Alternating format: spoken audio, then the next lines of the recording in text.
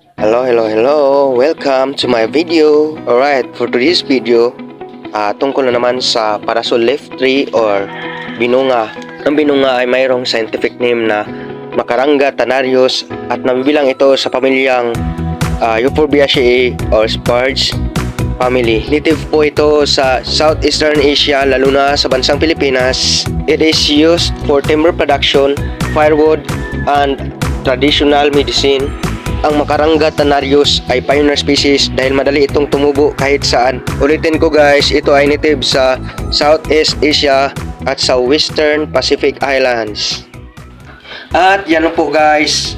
Salamat sa pagsuporta sa aking video.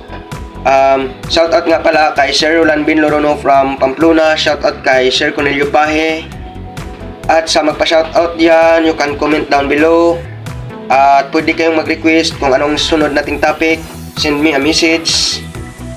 At anyway guys, pakisuporta na lang sa aking TikTok at YouTube channel, Mr. Vicson Amaron Official. At sa aking Facebook page, Forester BG page. And thank you. Bye bye. Hanggang sa susunod.